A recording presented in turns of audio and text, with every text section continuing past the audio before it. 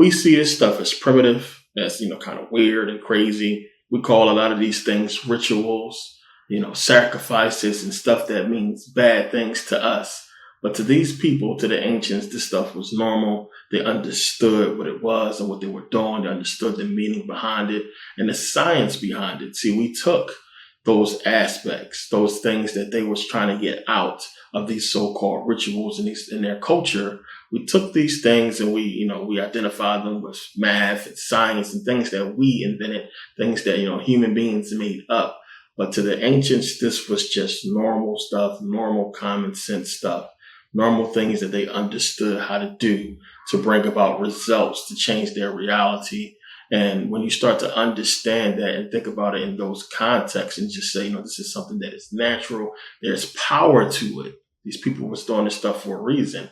You start looking at it in a different light and understanding that in order to get out of it what the ancients got out of it, you have to embrace it the same way they embraced it, as far as putting it in your ordinary life, your everyday life, and not thinking about this stuff in terms of ritual, sacrifice, math, science, or what have you. This is how we label this stuff. But to the ancients, there was no such thing. They didn't use these words. This is natural things, natural stuff. And I want to say that to get it across to people to understand that you have been basically deceived by words and wordplay. Words are magic. You have to understand that it was created for a specific reason, to deceive you and to confuse you. But you have to look through that and understand that at a particular time, these words did not exist, yet the power of what you're bringing together using words was always here, and it has a purpose. Now, when I look back to ancient Kemet and I seen karate, when I seen the depictions of martial arts, to me at first it was just like, well, okay, wow. This stuff was here so long ago. We thought it came from the Orient, came from, the Asians, but here it is in ancient Kemet, old. And to my knowledge, there isn't any depictions of martial arts that predate what we find in ancient Kemet, which we can find going back to 3000 BCE. So unless somebody can produce anything that shows that they had these particular skills and was putting stuff out before then to us, the Egyptians came up with it. They developed the techniques or what have you.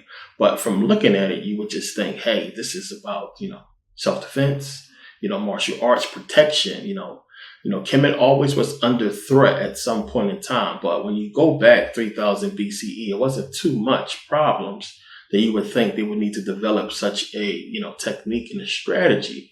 So in looking at it on the surface, I was thinking, okay, well, this is the purpose. This is what it was for. But as I have explained and showed you guys, the ancient Egyptians knew the body. They knew about the mind. They knew all of this stuff, and they put it in so many different things. Now, I have talked to you about how hip hop music, how we have the subliminal message, how we have the controlling of our minds and music, and how music affects the brain. I've talked about this countless times and will continue to talk about it. But you have to understand that the ancient Egyptians already knew about it. They understood how music affects the brain. So when you see ancient Egyptian depictions of music bands, them playing musical instruments, we would call it today classical music, developing the mind, stimulating the mind, as I talked about. When you see depictions of them dancing, singing, we would call this stuff, ballet. R&B or soul or whatever. We will call it what we call it. But to them, this was just natural. So when you see these depictions of dancing and, and singing and bands playing and all kinds of stuff that we look at today and we take an entertainment value from it. And we look to ancient Kemet and we would think the same, but it's a lot more to it that the ancient Egyptians understood, and they knew how to get everything out of it. So when we look at, martial arts, when we look at this stuff, these depictions, and we say that, this stuff is martial arts, we think about Kung Fu, we think about karate or what have you, when we see these depictions, but to them, it wasn't such. Of course, they didn't use those names, but the ancient Egyptians understood the movement. They understood what the stuff was really about and what it would do. They understood that these movements not only, strengthened the muscles, but it sharpened the mind. These movements allow energy to flow through the body, to flow in different parts of the body. Different movements just loosen up the body and allow energy to flow, so you can feel energy flowing freely through different parts of the body. And this is one of the main reasons why they did it. It not only, helps sharpen the mind, help you connect muscle memory to, cognitive memory to your consciousness, but it also helped with meditation. It also helped you strengthen the muscles so you can sit in the lotus position, a meditative state, for long periods of time. And this is one of the ways that they did it. This is one of the ways they developed to help you deal with those issues. And this is one of the processes you had to go through in becoming, like, let's just say, like a grand master or a master, or moving up as far as in the ancient Egyptian mystery school. Martial arts was one of it.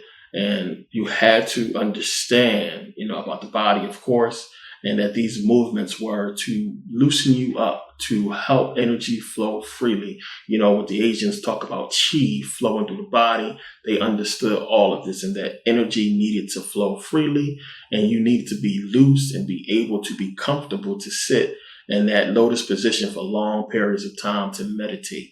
So they worked on these things, and this was the purpose of this stuff, to not only, help you with meditation and help energy flow, but to also give you skills as far as movement and combat ability, in any type of altercations that might occur. So when you look at the ancient Egyptians and understand that they had basically what we call classical music, as I said, develops the brain, stimulates the brain, makes you smarter, makes you retain more knowledge. They understood this. When you look at the depictions and see that they had forms of ballet that help with movement, grace, something that help you develop energy-wise.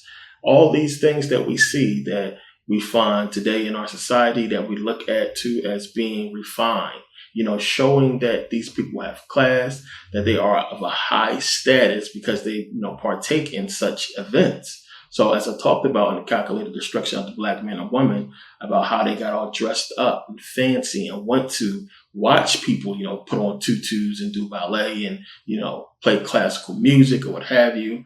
This was because they associated these things with, wealth, refinement, or what have you. And many of the people there had absolutely no clue that this stuff goes back to energy, consciousness, and that it's going to develop you better in these areas and help stimulate you. So they basically took the good things from us, from ancient Kemet, the things that will help us develop and stimulate us spiritually and physically. They took these things out of ancient Kemet, kept them for themselves, told us nothing about it. We just watched and wondered, like, what are these crazy people doing? Took it for themselves. We were stuck to, just develop jazz, the blues, singing about our sorrows and pain, not listening to music that will help stimulate us. And don't get me wrong, you have the blues and you have jazz that does create good stimulation, but not as such as what classical music, because when you have blues and you have jazz not always, but blues, you have words attached to it. Having words attached that is not going to be, stimulus to the actual sound. So words that's not going to help develop the sound, then it's really no point in having the words. The words could be a problem because, as I talked about, when you combine words with music, that's a message. Words are powerful. You got to be careful what you say. So you don't really want to associate certain words in musical form because they have dual meaning. It's better to just have the music. This is something deep that we'll get into down the line when we get more into music, but the ancient Egyptians understood this. This is why, as I talked about in the Frequency DVD, about them combining Satan and putting him with music and, the music industry, and how the word was God and Satan was the music. And when you combine the two, you have basically persuasion. And that's what it was about. So when you understand the parable and what it was talking about, Satan basically played the music, the choir director, you could say, while God was the word. And he spoke, and you combine them and you have song, which music can be stimulating and persuasive. Music on its own without the words can be persuasive. So this is just a whole bunch of things that just go along, with everything. But understand how they took classical music, they took ballet, It took everything that would stimulate them and develop them to be higher and function in higher brain capacities than us. They kept for themselves, and we end up with gangster rap, hip hop, R&B, stuff that is destroying us mentally and physically, causing the downfall of our civilization, causing the downfall of us. And this is what we have to deal with, and this is what they allow us to promote and make our people rich off, because it's destroying us more than it's helping us. So we got to look at this stuff and understand that if it wasn't ancient Kemet, it was there for a reason. And this stuff we need to come back to and start, developing more ourselves and getting more engaged in ourselves, instead of leaving it to the Europeans to have and take and control when it came from us. And it's crazy when you look at other civilizations, you look at people throughout history that are known for things. They're known for something specific. You look at countries that are known for something specific, groups of people known for something specific. And then you go back to ancient Kemet and you find out, guess what? It was there first. And it's like, damn, no credit was given. Nobody said anything. It's just we was led to believe that certain people developed certain things. But then when we go back to ancient Kemet, we see that it was there first. And, somebody always throw that little depiction in there, whether it's believed that the ancient Egyptians discovered it, or that, it was found first here in ancient Kemet, always to leave doubt that it's possibly somebody who developed it before them. But there's no proof. So it's weird when you find that kind of stuff. But when you go back and you see the depictions of martial arts, and you think about, Bruce Lee, who we'll get into a lot in this video, and you think about just martial arts in Asia, a lot of people don't have no clue exactly where it came from. We just all assume it came from, ancient Asia with the Asians. But when you go to ancient Kemet and look at martial arts, they call it lotus fighting, which we understood how important the lotus was to ancient Kemet. It symbolized rebirth, with the opening of the petals when the sun rises and the closing of the petals at night. They related it to the sun, of course, which the sun was revered. When you look at it in Buddhism, of course, the same thing. The lotus symbolized spiritual awakening and purity, because you had a lotus, which is also called a water lily, which basically sprang up, from the dirt, the dirty water, from the water, what have you, and came out and, opened up perfectly clean, pure, no dirt, no mud, no soot, or nothing on the petals. It always sprang and opened up clean and clear. And the Buddhists looked at it as, the lotus made a conscious decision to basically say, I'm not going to get dirty. I'm going to come up, I'm going to be clean, I'm going to be pristine, in good condition, and I'm going to show off. And this is how, the Buddhists looked at it, so they associated with spiritual enlightenment, the lotus, which is why Buddha, you always see him sitting on top of the lotus in the lotus position, which is why they call it that, because they associate meditation, of course, with spiritual enlightenment, as well as the lotus. And we see, as I talked about before in Buddhism, how it goes hand in hand with Osiris and the lotus, and, Shiva, what have you, everything we find with the lotus. And I showed you in Buddhism 1 and 2 about how there is no way you can look at Buddhism and not trace it back to ancient Kemet and see that that's where it came from. It's clear as day when you look at this stuff. So you can do your own research on that and just look and see the comparisons. There's just no way.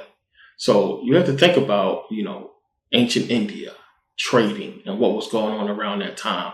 Now, we know they had Heraklion, which sank. The whole city I talk about that Frank Gaudio discovered, Heraklion that sank. And this was a huge trading port that so many civilizations came in and out and did trade. We talked about in Ancient History Part 1 about Tyre, about how, the Phoenicians did trade there, and how another huge trade port. But when you look at where India is and think about so much of the trade going on in those two places, and, of course, in India, they wasn't going to take that long, camel caravan ride all the way up to Tyre or Heraklion to do trades. So they had to sail across, which was a lot easier, into Ethiopia, and vice versa. The Africans sailed into India to do trade. Now, when you look at, the map, and you understand, of course, we have the Nile. We have the Nile all up and down the Nile. You had little trade ports there, and people that traded up and down the Nile. And when you pay attention, you have the Nile coming down into northern Sudan. And it basically separates, like right at the middle part of Sudan, and you have it going one way towards Ethiopia. It basically goes into Ethiopia and curls up into Axum. And you have the Blue Nile there. That's the Blue Nile that curls up into Axum in Ethiopia. Then it keeps going south, and you have the White Nile. But the Nile definitely went into Ethiopia with the Blue Nile. You have there one of the greatest African civilizations right off the Nile. You have the Aksumite Empire, another African civilization where you had African kings and rulers that ruled there, and they had a thriving port there and a thriving civilization right off the Nile that a lot of people have no clue about. Now, we're going to get into this history because it's very important. Now, it basically goes with everything anyway. It's one of the things a lot of people don't understand about the connection between Africa and Rome and how you can see how they was coming into Africa a lot and doing things. This is completely hidden from history, and it's stuff that they just don't talk about, because when you understand history, it's like, what the fuck was Rome doing? It's how you can see who's in power and who was doing what when you understand about these African empires that once existed. So we're going to talk about this because it fits and it goes in, with the line of history. So understand, one, when you talk about the Aksumite Empire, we're talking about, these are the kings that they call Negus. When you hear people refer to kings as Negus, the black African kings, this was in Ethiopia. So you had this whole empire last from about the first century AD up until like the 4th century AD, I believe, or the 10th century AD, I should say. And it lasts for a long time. This was a thriving area. It was once part of the Kushite Empire at one time, and it separated, and you have this huge thriving empire that Rome knows a lot about. So you had the King Izana, basically convert the civilization to Christianity. Now we have correspondence between Constantine and King Izana. Constantine calling him his brother, his friend. So we have letters that they wrote, correspondence between each other with them being on good terms. Now, I have a lot of knowledgeable Christians, the ones who know some things, who think I don't know anything. I have a lot. It's a lot of debates I do behind the scenes that you guys don't know. People don't want to do it, video wise or, publicly. They want to do it in messages or what have you. But I have had quite a few people bring up King Izana as far as giving validity to the Ethiopian Bible and giving validity to somehow the Africans developing Christianity in the Bible. The problem is when you get a person who does actual research, one of the things that this land is famous for, the Aksumite Empire is famous for, is its obelisks. They have a bunch of obelisks there and a bunch of stelas there showing the connection to Nubia and ancient Kemet. So we find stelas in Nubia, we find obelisks in ancient Kemet. We know that they came down. The knowledge right there flows right into their land. Obviously, the ancient Egyptians was coming down and trading. We know about the connections between them all. So you have the ancient Egyptian influence with these obelisks and these stelas in Ethiopia and the Aksumite Empire before, King Izana converted to Christianity. The knowledge was lost, and there was no real connection to the understanding of what was going on back then and what the connection was with ancient Kemet. So you had this king come about and convert to Christianity, most likely for political reasons or political gain or what have you. And that's what happened. And when you put in, Constantine into the mix, you can see exactly what it was. But you have for centuries, the Romans, which the Romans used Axumus as a trade port, a trade route. They basically did a lot of trade out of that port. This is why Constantine and King Izana was so cool, because he allowed them to do a lot of business there. So understand that. So we understand that they took, so many artifacts from out of there. We have in 1932, you have Rome basically come in there and pick up one of the obelisks, that they knocked down a long time ago. I showed you the pictures. that they was just pulling down. They came in there and it was pulling down the obelisk to basically try to hide the connection with ancient Kemet.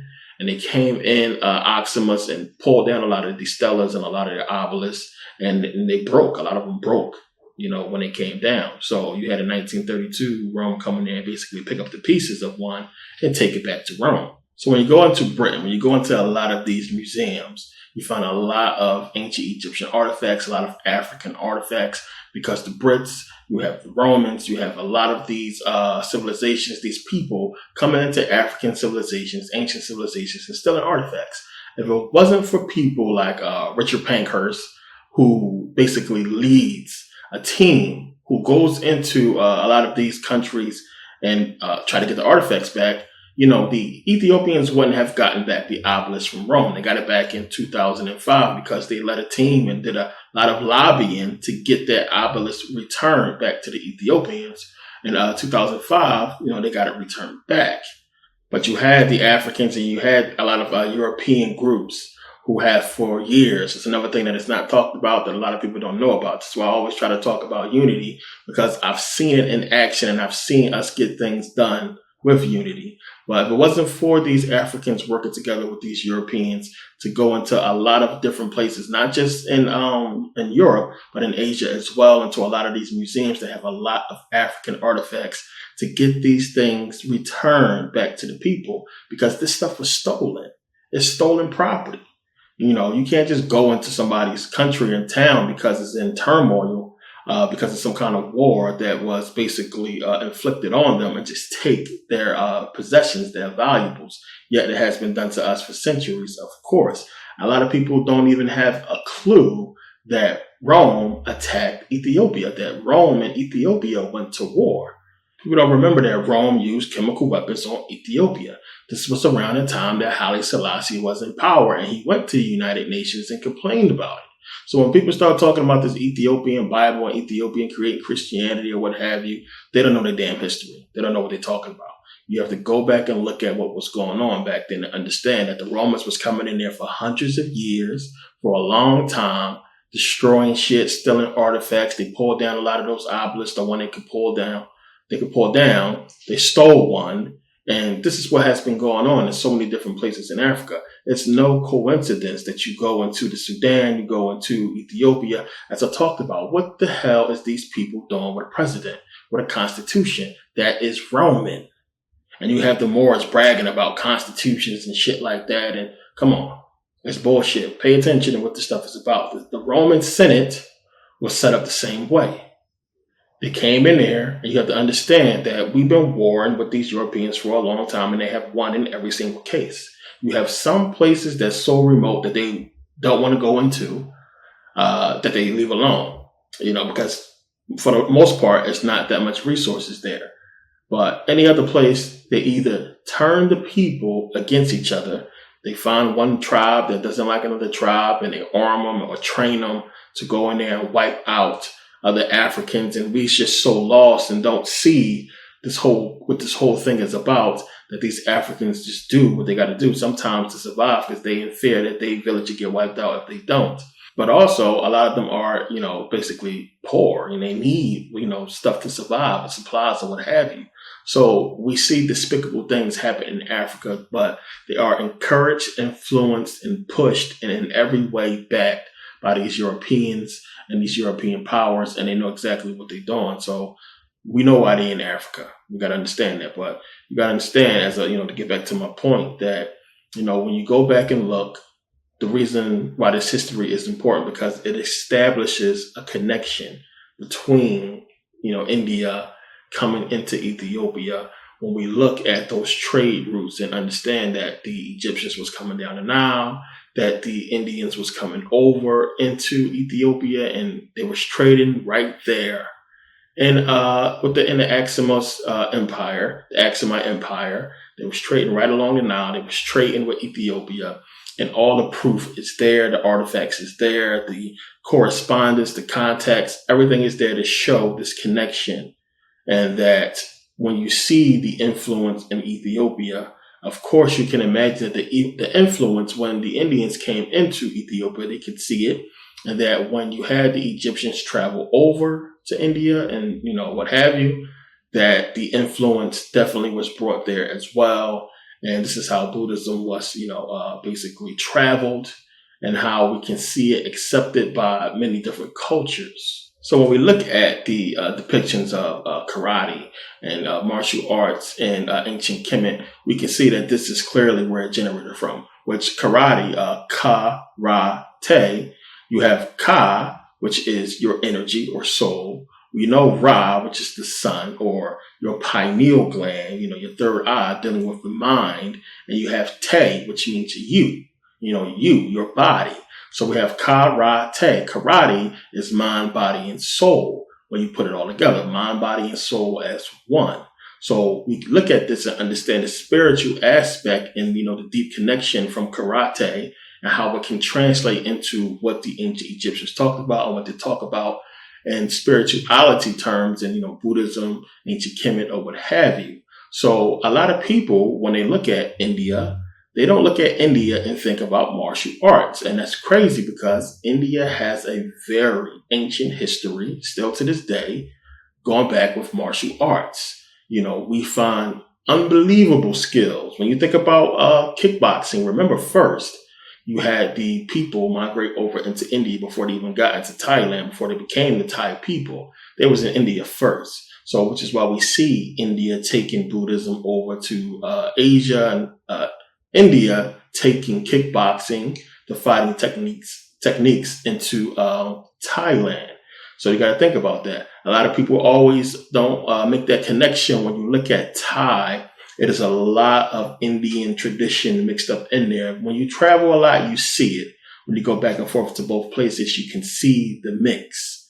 You see the elephant a lot. We understand the symbolism behind a lot of these things. But a lot of people don't make that connection with martial arts in India. And they have a history that goes back, past 1000 BCE with martial arts when you look at the Vedas. And the Vedas is basically like it's written in Sanskrit. It's basically the ancient history of Indian literature, put right there. You have the Vedas talking about, martial arts, talking about fighting techniques.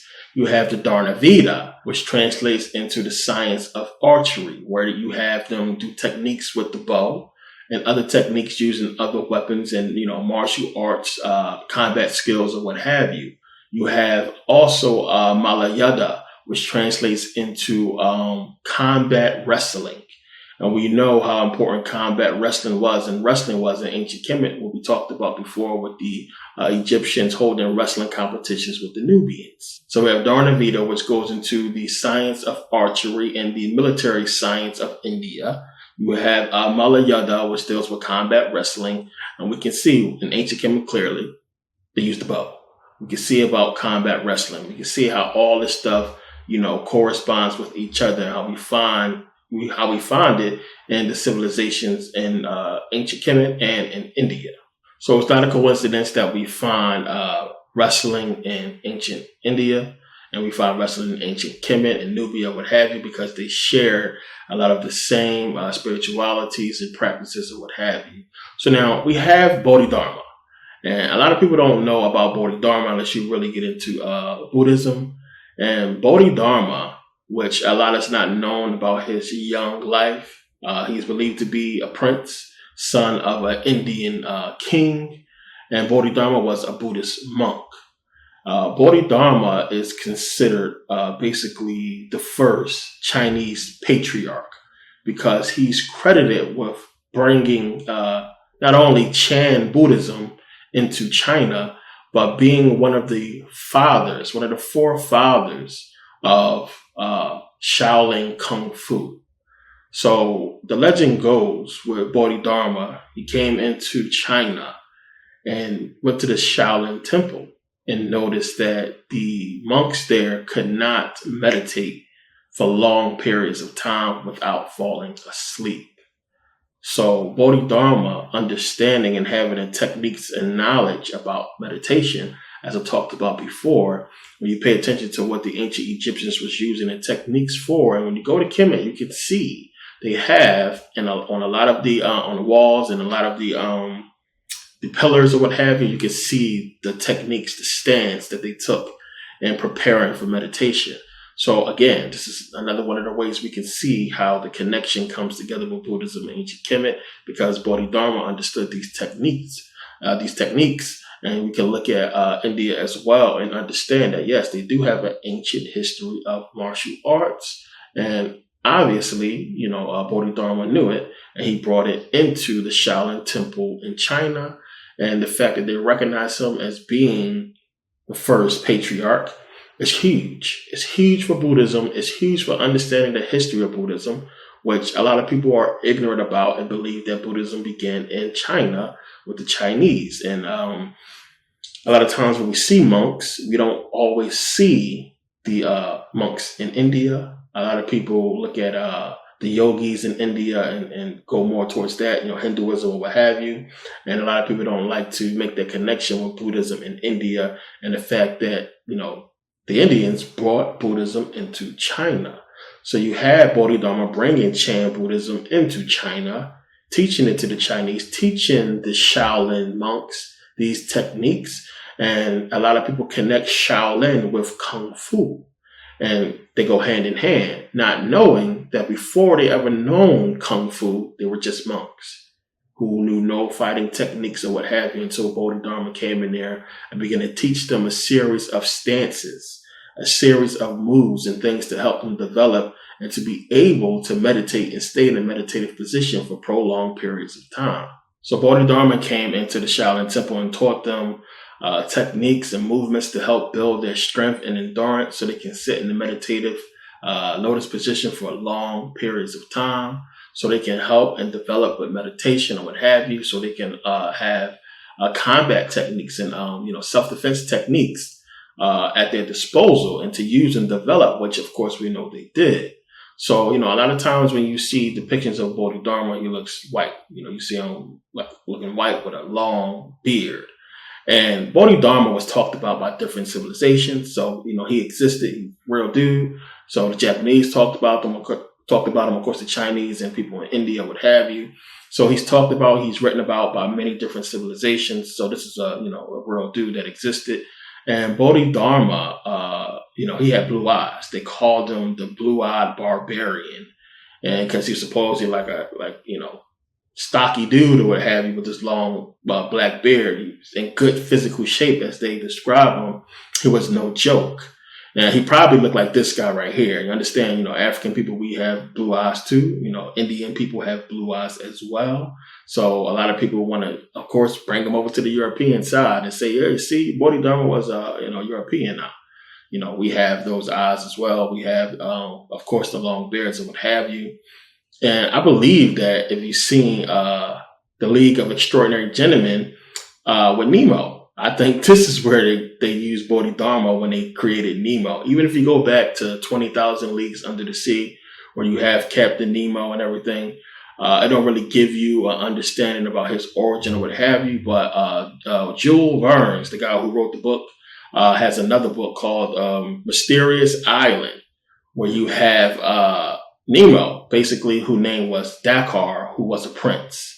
Just like you have Bodhidharma, who's a prince, you have Dakar in that book, who's a prince. And he would later become Nemo and, get into science and physics or what have you, and create the Nautilus, the ship or what have you, the sword of the sea and all that. I think that's probably where they got the depiction from, thinking about Bodhidharma and creating Nemo or what have you. A lot of people make that connection. And remember, Nemo was no joke. He kicked ass as far as martial arts. When you look at the movie and when you understand the comics or what have you, and when they show him fighting, clearly this dude was a Kung Fu master. And a lot of people would never make that connection unless you dig in and doing the research and you start seeing so many different things pop up as relation to Bodhidharma, and how much so many people talked about how bad this dude was and what he meant to China, what he brought to the Chinese people. Now, when you look and pay attention, it's not so many people that we see, movies and even throughout history that we can find from India pertaining to martial arts. I mean, you don't really make that connection too much. I mean, you had Capcom at least put Dao Sim from Street Fighter. In the game, they had a Indian character, powerful and had moves or what have you, and they put him in a game. So they kind of gave people some kind of understanding that possibly India could possess, fighters with, techniques and skills or what have you. So as I talked about in energy and in frequency, in the dream state, when you look at that person that is you, the mental projection of your digital self that looks real, and you start to understand, like, movement in the dream it feels, almost exactly the same as in real life. Everything is kind of cloudy and fuzzy or what have you, but for the most part, you can't really make a determination of, real or not real. You just really, you caught up in a dream state. So when you start understanding the fluidity of movement and energy in the body, and you become familiar with that, and you take control of that, it'll be easy for you to break out of it and control that same energy, just like you do in the body on the conscious level, but in the dream state on a subconscious level, once you start getting to that point. Same thing in meditation, when you start getting to that point, when we're talking about you consciously controlling energy that looks like you, that is you, but on an energetic level, and you being able to make those connections in movement because you have the knowledge of muscle memory, how energy flows through the body, and how you're supposed to move using your spiritual body in a meditative state and a dream state. So this all goes hand in hand. It's a big deal. It's really deep when you start getting into it. And there's a lot of books, which some is popping up on the screen now, that you can get into and really start to understand about this stuff and how important it is to have this muscle memory and have this energetic memory and understand how energy is flowing through you and how it's going to help you develop in meditation and help you be able to sustain these long meditative sessions. Because I'm telling you, the monks, when you get to that level, I mean, you talking about these people be meditating for hours, multiple hours, and it's deep. So you got to really have strong muscles and good muscle memory to not have your muscles bother you, with aches and pains while you're in that position for so long. So all this stuff goes really back into consciousness and energy. It's really martial arts used for those purposes to develop and to have, martial arts skills and self-defense skills, and at the same time develop your energy. Now, you see in a lot of those martial arts movies, you hear of a lot of martial arts masters talking about, using your skills only when needed. To learn all this kung fu, learn about karate and fighting, but not to use it. That was always the thing. You're not supposed to use the stuff. Just use it. It's an art. Use it to develop yourself, develop your energy, but don't use the stuff to harm people unless you have to. And when you have to use your art, you're supposed to do so to defend and protect, not so much to harm unless it absolutely comes down to that point. I know when I was taking it in the military, that's one of the things that they taught us. And, you have to really understand what you can do at that level, how the regular average person has absolutely no clue how much danger they are in when they encounter a person with that kind of skill, which is why it's always encouraged to just use the skill for the spiritual purposes and understand that while you have these techniques, you're not to really use them. So it's deep, it's crazy. And one of the things you're going to start to find when you start to really dig into all this stuff, especially Buddhism, especially looking at the many martial art forms that exist, which we'll get into a lot of them, not deeply, talk about them, but you see how all this stuff goes back to energy, frequency, vibration, exactly what we were just talking about. So you have what meditation. You have japa meditation, which japa meditation is basically when you meditate with music, with chanting, with mantras. So while you are in the meditative position, you basically hum or sing a mantra of something that you wish to obtain, something you're trying to do. and you will hum this mantra, put this mantra out as a song. Because remember, we're talking about music and stimulation. This has to do with vibration and frequency. So while you humming and singing this mantra, you basically run your hand across each mala bead. And you see a lot of times where Buddhist monks carrying the mala beads, or the beads you see, they carry the beads or what have you. Now, the thing is, the mala beads, it's 108 beads on that mala, on the mala bead. 108. You can count them for yourself. Trust me, it's 108. But we know, if you've seen Frequency DVD, we know 108 translates into 9. Now, also, when you go to the Shaolin Temple, when you go to the Tibetan temples, the Buddhist temples or what have you in Tibet and Thailand, it's 108 steps. 108 steps. We're seeing a lot of times, look at the pictures, you see that it's always all these stairs leading up to these temples. Trust me, I know I had to climb when I was in Thailand up to the temple in the sky. If you look at my intro on the video, I think right before one of the last videos is me. It's in the temple in the sky in Thailand. So you go up a lot of steps, 108 steps to get up there to these temples. So again, 108 translates into 9. Another thing, when you look at the 108 auspicious symbols on the bottom of Buddha's feet. Auspicious basically means, promising, favorable. So you have the 108 auspicious symbols on the bottom of Buddha's feet.